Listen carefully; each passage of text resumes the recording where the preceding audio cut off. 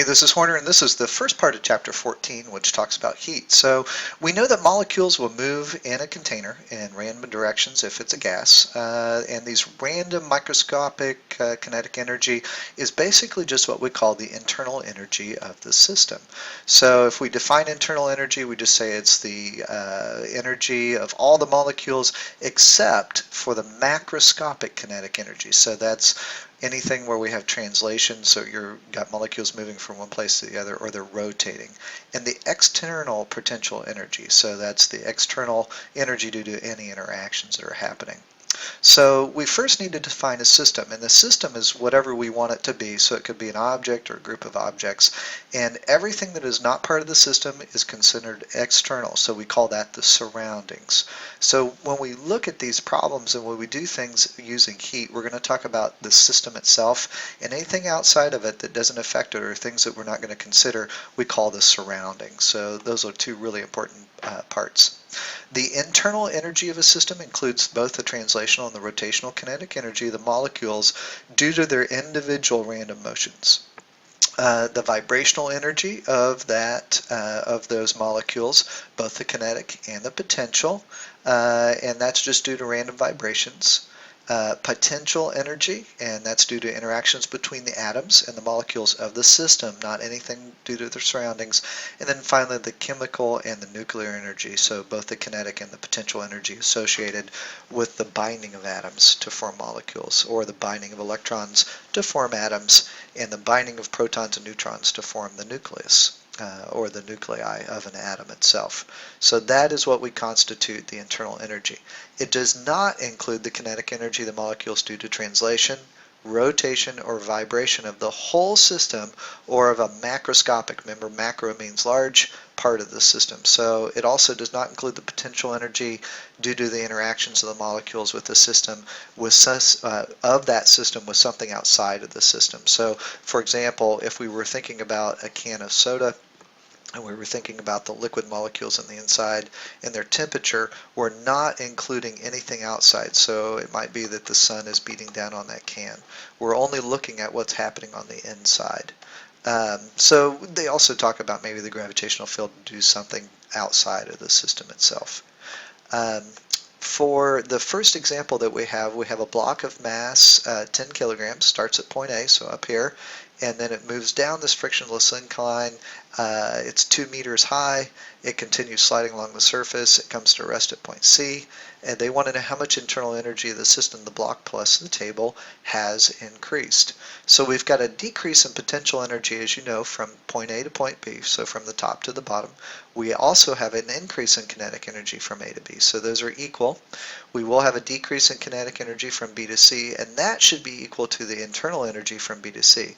So because everything relates back to how high up that block is, including the energy that we lose due to friction along that table, which is converted into internal energy or heat, then we can just look for and solve for that potential energy due to gravity of the block. So the potential energy due to gravity of the block is equal to mgh. That's equal to 10 times 9.8 times the height, which we said was 2 meters, so it's about 200 joules. But it's important here to know that that 200 joules is also equal to the change in the energy of that block as it slides across that very bottom surface. So remember, it kind of swooped down, and then it went from here to here, and then it stopped. And so the energy that was converted here to make it stop is the same as the energy that it lost in potential energy from the top to the bottom. It gained kinetic energy here, and then it lost that kinetic energy in this little period of time here. So a change in the internal energy of a system doesn't always cause a temperature change. That internal energy of the system can change while the temperature of the system remains constant. For example, you're going to have ice melting. You're going to see that ice will stay at 0 degrees until Celsius until it completely melts. But there's still some energy being put into that system to get that to actually melt. So we'll talk about it in a little bit. In example 14.2, we have a bowling ball at rest as a temperature of 18 degrees Celsius. The ball is then rolled down the bowling alley, And when it's rolled down the bowling alley, we know that there's something happening there. So we can ignore the dissipation of energy by friction and drag. They want to know, is the internal energy of the ball higher, lower, the same as when the ball is at rest? And they want to know, is the temperature of the ball higher, lower, is the same as it was at rest? And our answer here is the only change is now that the ball is rolling. The ball has macroscopic translational rotational kinetic energy. So our definition of internal energy doesn't include that type of rotation or translation. So the internal energy here, we're going to say the internal energy is the same. And it's the same because, remember, we don't worry about the macroscopic translational rotational energy. The temperature associated with the average translational kinetic energy of the individual random motions of the molecules is also the same. So here we're going to say the temperature is still 18 degrees Celsius because we had to ignore that internal energy change because it's not really happening because of the translational and the rotational kinetic energy, and we don't worry about that macroscopic energy.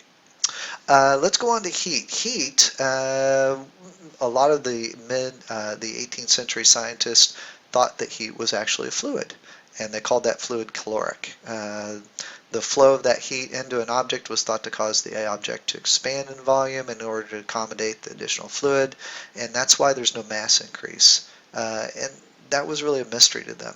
So now we know that heat is not a substance, but it's really just a flow of energy. So we can define heat as the energy in transit, or just the movement of energy between two objects or systems due to a temperature difference. So for example, if your hands are really cold and you grab a hold of something that's warm, then that warmer object will lose heat to your hands will absorb heat until they both come to about the same temperature. That's why those hot packs that you break the insides and then they get warm and you hold on to those, keep your hands warm. That's how that works.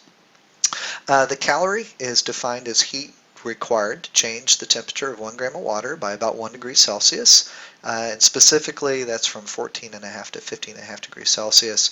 It's also equal to 4.186 joules, since that's our standard unit in physics.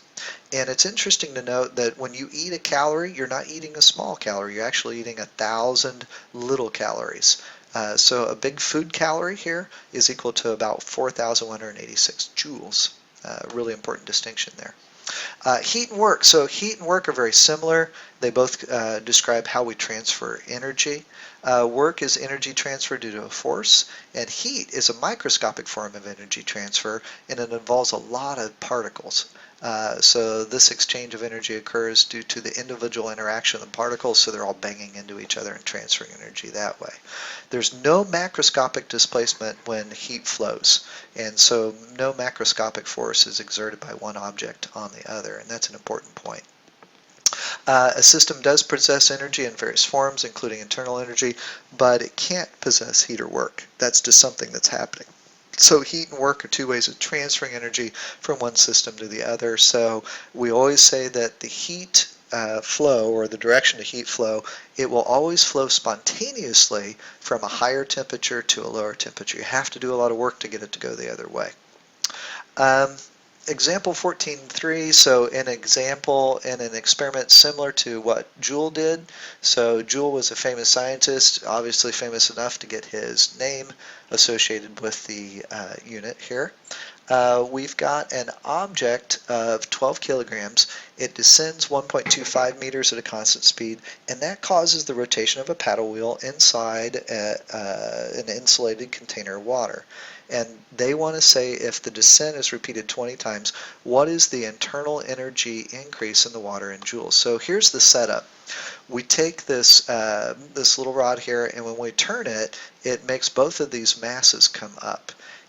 When we let go of that, then they pull on this pulley, which then turns the water, and then we can see how much the temperature will rise as these two objects are doing work. So that when they pull down, they turn the, here I'm going to move this back up again, they turn this paddle, and then we can measure how much heat is then transferred to these other metal particles of this insulated container, and we take the temperature of that. And that tells us how much energy has been transferred to the water by these weights on the outside. So a pretty ingenious little device. So it says each time the object descends, it converts gravitational potential energy into kinetic energy, which is kind of cool, by agitating the water, and that converts that kinetic energy into internal energy.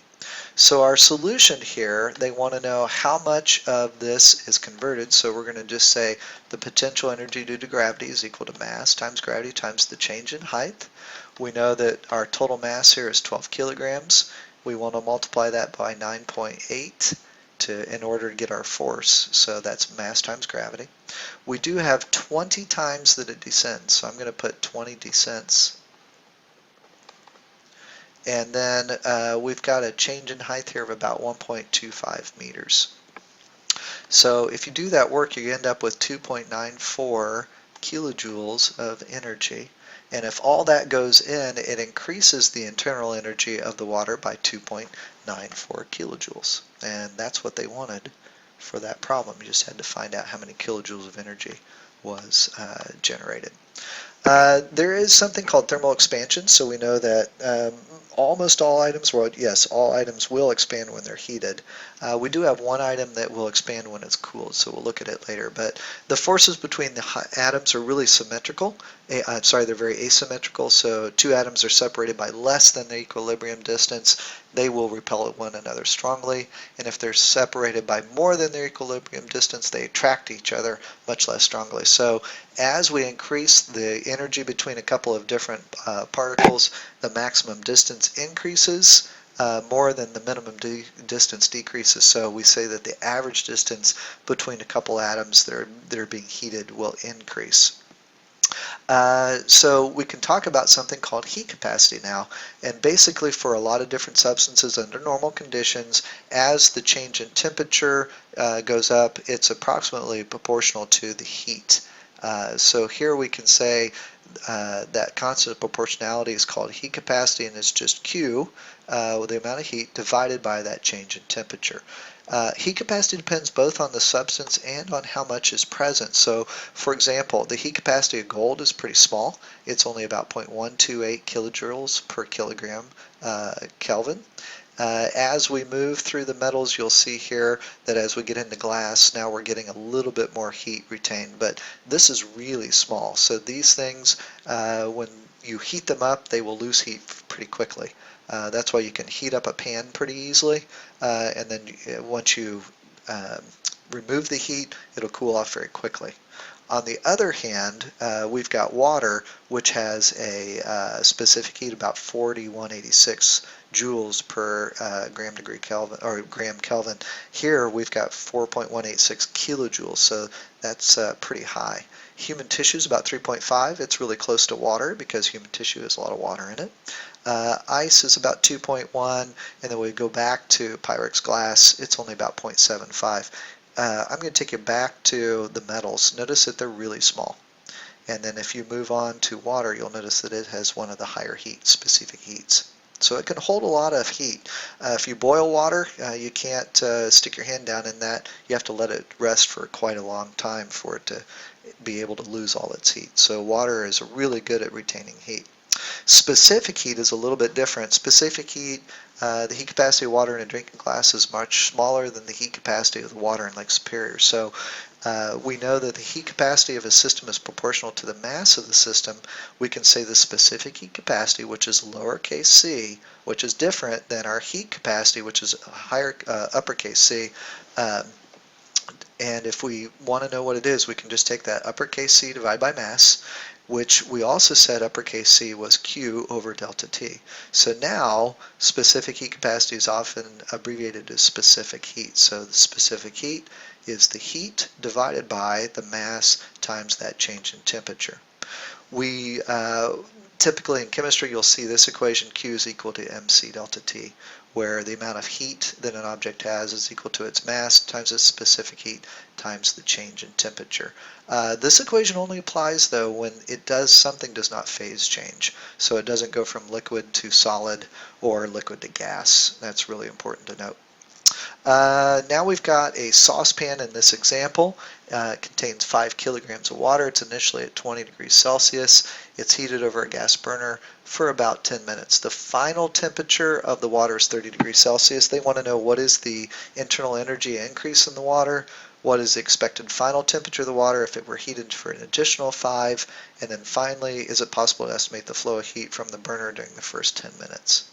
So let's go ahead and go through each one of these. So we're interested in the internal energy, the temperature of the water. So we're going to define the system as the water in the saucepan. So although the pan is also heated, we're not worried about it. It's not part of our system.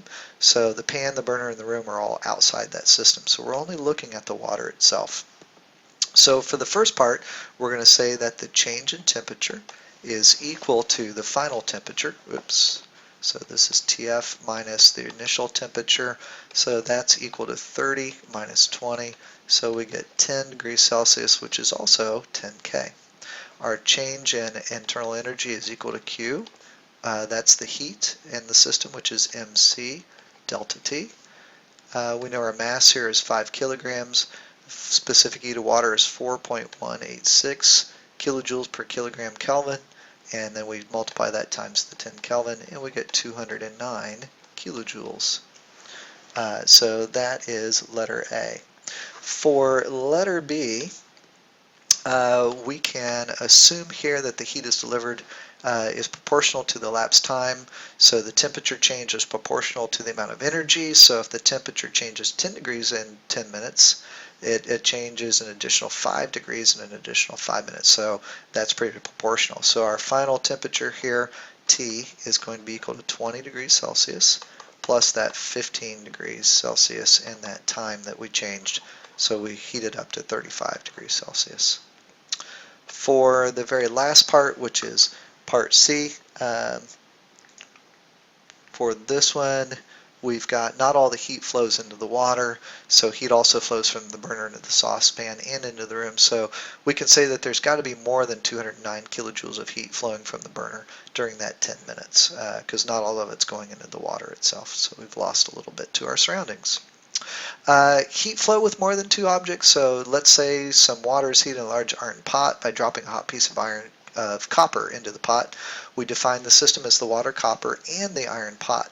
The environment is the room containing the system. So heat will flow among the 3 substances, the iron pot, the water, and the copper, until all 3 substances are the same temperature, and so we call that thermal equilibrium. So they've all come to the same temperature. We can represent this if the losses to the environment are negligible, all the heat flows out of the copper and then into the iron and the water. So here we're going to say Q, Cu, so the heat of the copper is lost. So it's going to be negative. So we're actually going to say this is negative QCu, and then we're going to add heat to both the iron and the water. So those are going to both be positive.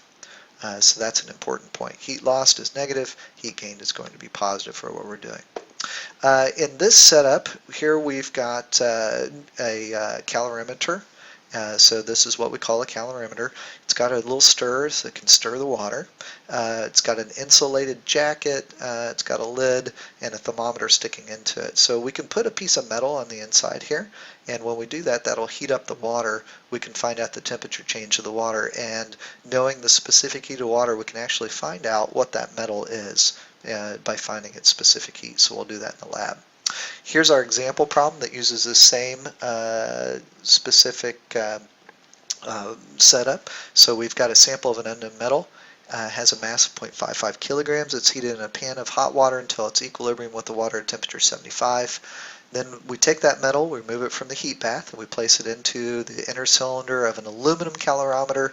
It contains about 0.5 kilograms of water at 15.5 degrees. The mass of the inner cylinder is about 0.1 kilograms. So when the contents of that calorimeter reach equilibrium, the temperature inside is about 18.8. They want us to find the specific heat of the metal and determine whether it could be any of the metals that we listed in that table that we had 14.1 in your book.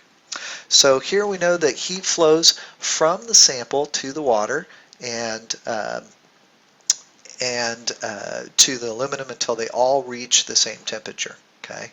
Or we call that thermal equilibrium. So we can assume there's a negligible heat flow to the environment. In other words, we're not going to worry about heat flowing in or out of the system that consists of the aluminum, the water, and the sample itself. Here is our equation that we're going to use. So we know that heat flows out of the sample, so that's QS, and into the water and the aluminum, so that's QW has got to be positive and QA is positive. Q for each one is just MC delta T, so that's what we've done. And now what we're going to do is we're going to look at what is happening to each one of these. So we have the mass of the sample, we have the mass of water and the mass of aluminum. We know the specific heat of both the water and aluminum, but we don't know it of the sample. We do know the heat capacity. Here is 0.55 kilograms times the specific heat. Here we've just multiplied the two together to get this kilojoules per degree Celsius. We have our initial temperature, our final temperature, and then our change in temperature, and we see what those are. So to solve this problem now, we've got to use an equation that will give us the specific heat of that substance. So we're going to rearrange the equation that we had earlier. So let's go back to the earlier equation so we can see it. Here's our earlier equation. We want to know what CS is. So we're just going to rearrange this entire equation for CS. And so for CS, we know CS is equal to negative. We've got mass of the water, specific heat of the water, temperature change of the water, plus the mass of the aluminum, specific heat of aluminum, times the temperature change of that aluminum. And we're going to divide that whole thing by the mass of that substance times its change in temperature. So this is equal to negative. We've got 2.093 kilojoules per degree Celsius. We're going to multiply that times 3.3 degrees Celsius. So this number is actually the mass of the water times the specific heat of the water.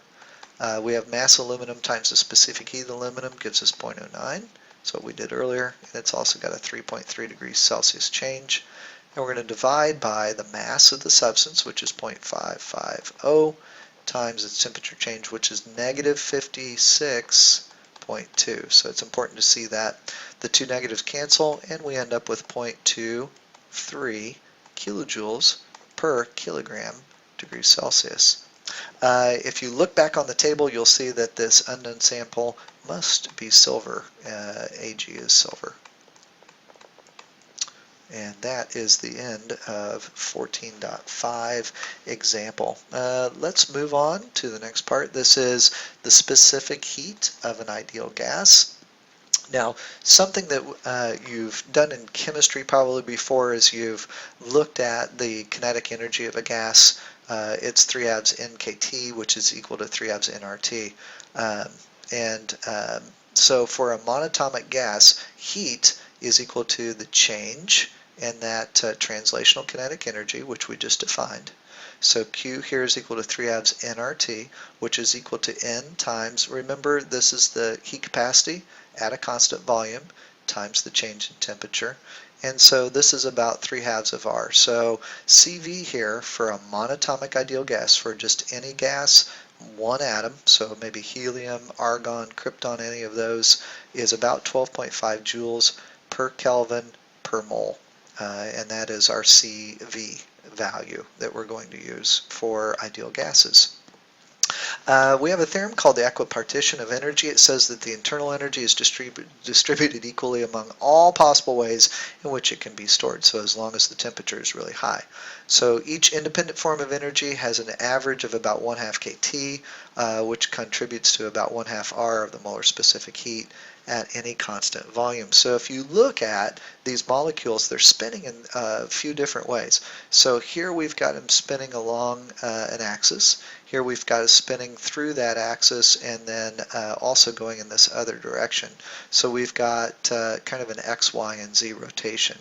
So our CV here is really built on all these molecules kind of turning. We can add all this up, you get 5 halves R, and so it's about 20.8 joules per Kelvin per mole. So for a diatomic molecule, we're looking at a CV value of about 20.8. For monatomic or atoms that gas atoms that are just single, it's about 12.5 or so, and then we said diatomic is somewhere around 20.4. For things that are polyatomic, like carbon dioxide gas or dinitrogen monoxide, it goes up to about 28.2. So these are the molar specific heats, so specific heat of gases. Now we can do a problem with these since we know a little bit of the background behind the CV number that we're going to use. So we have a cylinder contains about 250 liters of xenon gas at 20 degrees Celsius and has a pressure of about 5 atmospheres. It says how much heat is required to raise the temperature of this gas to 50 degrees Celsius, holding the volume constant. We can treat xenon as an ideal gas, and not only is it an ideal gas, it also is monatomic. It only has one atom on its own. So the strategy here, we know the number of moles of xenon can be found using the ideal gas law, which is PV is equal to nRT. You've done that in chemistry. And xenon is a monatomic gas. So we know that CV here is equal to 3 halves of R versus a diatomic gas, which we said was 1/2 R. So to solve this, we know our pressure is about 5 atmospheres.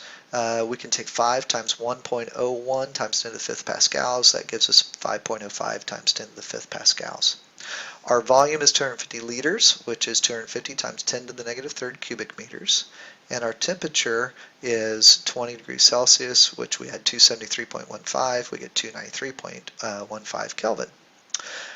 From this, we can also determine the number of moles. So the number of moles is equal to PV over RT from the ideal gas law. Our pressure, we said, is 5.05 times 10 to the 5th pascals. We got that from up here. Our volume is 250 times 10 to the negative 3rd cubic meters. We're going to divide that by the constant for an ideal gas, which is 8.31 joules per mole Kelvin, and multiply that times 293.15 for our temperature. If we do that, we're going to end up with about 51.8 moles. They show you the units that we've used and how that becomes a mole as we go through, which is really not that important. Our important part here is that we can solve for moles using the ideal gas law.